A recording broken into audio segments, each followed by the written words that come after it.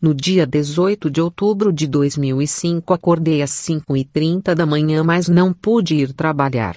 Sentia-me muito fraca e tonta, sequer conseguia me mover ou me virar na cama, pois a presença do Senhor dentro de meu quarto era muito poderosa. Eu tremia, sentia eletricidade por todo o meu corpo. O Senhor apareceu para me buscar um pouco antes das 8, já que lembro que o relógio marcava 7h48 quando vi pela última vez, e logo depois disso ele chegou. Ele me saudou e disse que deveríamos partir, pois o tempo passa muito rápido. Levantei-me e começamos a caminhar.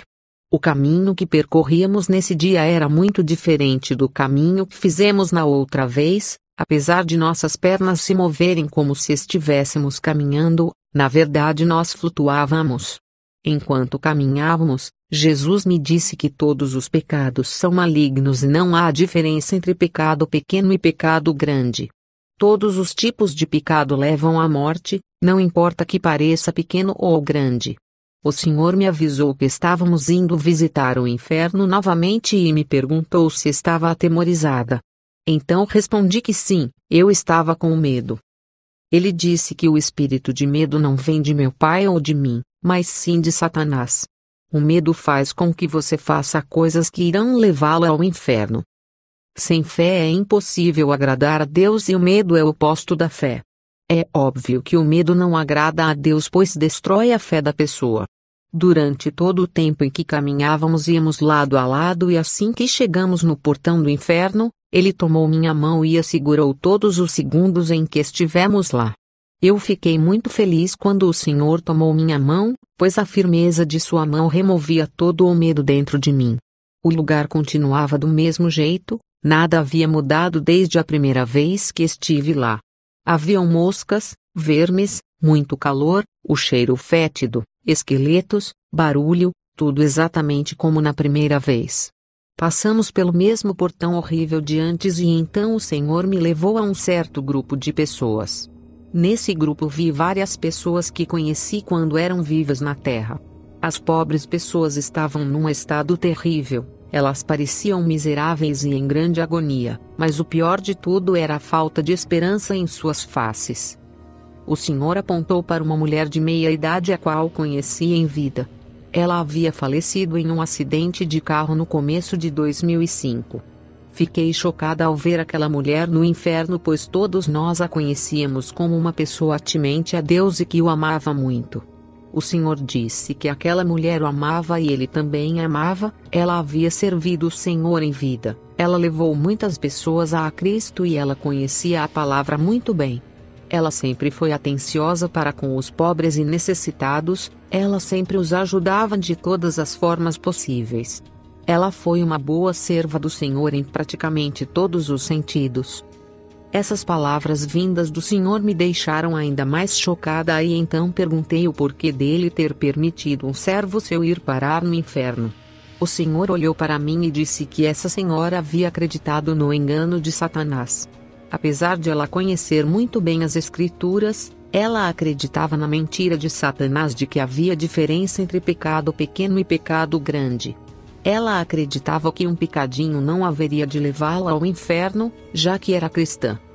O Senhor continuou dizendo: eu a avisei várias vezes e a exortei a parar de fazer aquilo, mas ela sempre achava que aquilo que praticava era insignificante e concluía que meus avisos não eram nada mais do que seu próprio sentimento de culpa.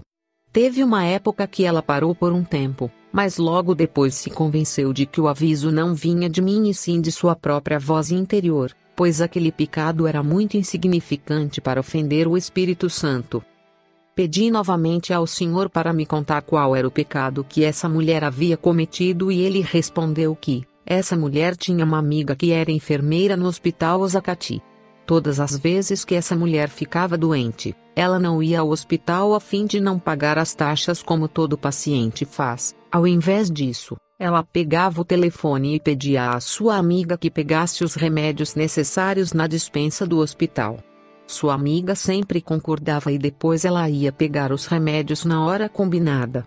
Em primeiro lugar, ela decidiu aceitar a mentira do diabo sobre pecado pequeno e pecado grande, e fazendo isso ela rejeitou minha verdade. Ponto e vírgula. Ela também fez com que outra pessoa pecasse e furtasse em favor dela própria, mas o pior de tudo é que ela ofendeu o Espírito Santo.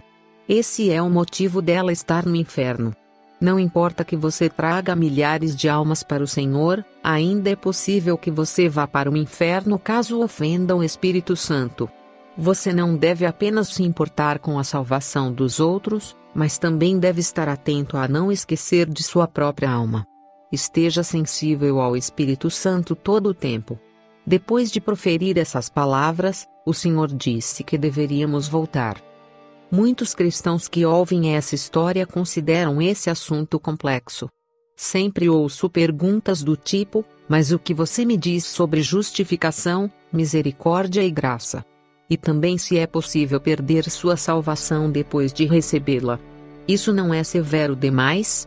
Pode Deus ser tão cruel assim? Bem, como eu disse no começo do livro, não estou apresentando nenhuma teologia aqui. Apenas estou contando aquilo que o Senhor havia mostrado e ensinado a mim, e também aquilo que Ele permitiu que eu testemunhasse. Por favor, consulte sua Bíblia para obter respostas. Veja os seguintes versos e faça seu próprio julgamento.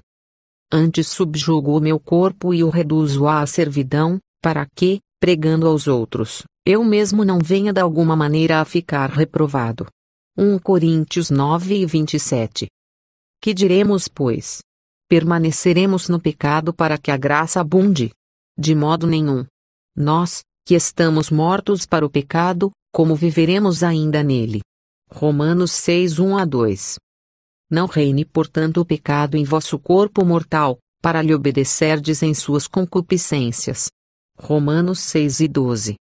Porque, se pecarmos voluntariamente, depois de termos recebido o conhecimento da verdade, já não resta mais sacrifício pelos pecados, mas uma certa expectação horrível de juízo, e ardor de fogo, que há de devorar os adversários.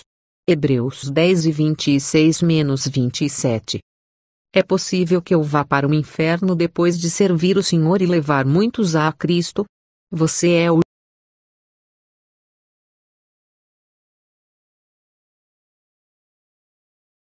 Na segunda-feira, dia 6 de março de 2006, fui acordada pelo meu despertador que tocou às 5:30 da manhã. Comecei a orar e percebi que havia uma grande unção sobre mim. Senti meu corpo fraco e trêmulo, ondas de eletricidade percorriam meu corpo.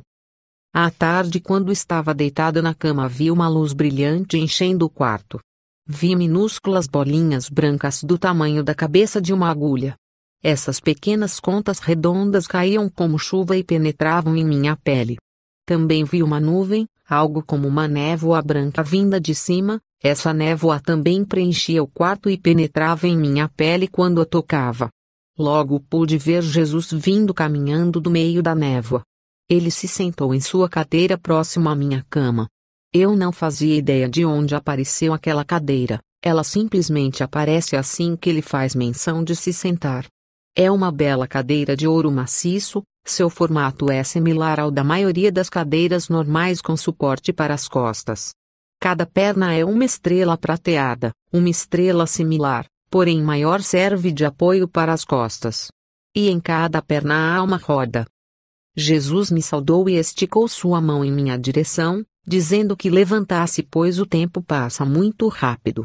Ele me puxou pela mão, fazendo com que sentasse na cama. Então ele disse: Victoria, vamos orar. Ele orou em uma língua que eu não conheço. A única palavra que compreendi foi Amém. Ele me perguntou o que eu estava vendo, então lhe contei que via grupos de pessoas indo aos seus lugares de trabalho, e outras chegando no serviço. Eu também via pequenas contas brancas caindo sobre aqueles que chegavam primeiro em seu local de trabalho. Depois do primeiro grupo, chegou outro grupo mais tarde. Mas nessa hora a chuva de pequenas contas havia terminado. Também vi diferentes grupos de pessoas chegando em diferentes igrejas em uma manhã de domingo. A chuva de contas brancas começou a cair assim que os primeiros fiéis entraram na igreja. E continuava a cair até que em um certo momento a chuva parou. Aqueles que chegaram depois não receberam nada. Jesus perguntou o que eu havia compreendido dessas visões e eu disse que não havia entendido o significado. Então ele explicou que essas visões significam que todas as vezes que você tem de estar em determinado lugar e determinada hora é porque há anjos distribuindo bênçãos nesse horário específico. Se você chega no tempo certo, você recebe suas bênçãos, mas caso você se atrase, você perde suas bênçãos para aquele dia, já que os anjos distribuem essas bênçãos para um horário específico. Victoria, eu quero lhe avisar disso pois você sempre chega atrasada no trabalho e principalmente no culto da igreja. Você tem de saber que todas as vezes que você se atrasa sem nenhum motivo válido, você perde para sempre as bênçãos desse dia e elas nunca mais retornarão para você. Victoria, você tem de parar com isso e nunca mais haja dessa maneira, a menos que você tenha um motivo válido para chegar atrasada. Quando o Senhor disse essas palavras, eu realmente tive vontade de sumir ou de lhe dar alguma desculpa aceitável para a minha indisciplina. Contei-lhe que muitas vezes eu acabava dormindo demais, mas ele fitou direto em meus olhos e disse que eu estava mentindo, pois eu tinha uma tendência péssima a voltar para a cama depois de ter acordado, de sucumbir ao desejo de dormir por mais alguns minutinhos. Depois de Jesus ter me repreendido, ele disse: levante-se. Vamos logo. O tempo passa muito rápido e temos coisas a fazer. Nessa hora o Senhor me levou a um lugar onde jamais havia estado antes, era também a primeira vez que caminhávamos pela estrada que pegamos nesse dia. Chegamos a um jardim cheio de belas flores e belas árvores verdes, nada na terra é comparável à sua beleza. As flores eram de todos os tipos de belas cores vivas. Sentamo-nos em um belo banco de praça feito de ouro maciço com pequenas estrelas prateadas e brilhantes. Ao sentarmos, ele apontou para algo à nossa frente e disse: Victoria, veja. Você consegue ver aquela cidade? Quando olhei, vi uma cidade muito brilhante e enorme. Era de uma beleza além de qualquer descrição. A cidade possuía um portão brilhante dourado, e em sua frente estava sentado um senhor de idade avançada. Ele tinha uma longa barba branca e cabelos brancos. Eu já havia visto esse senhor anteriormente, e quando perguntei a Jesus quem era esse homem, ele respondeu que era Abraão, o pai da fé. Eu vi muitas estradas pavimentadas com ouro nessa cidade. Haviam prédios altos que brilhavam como ouro.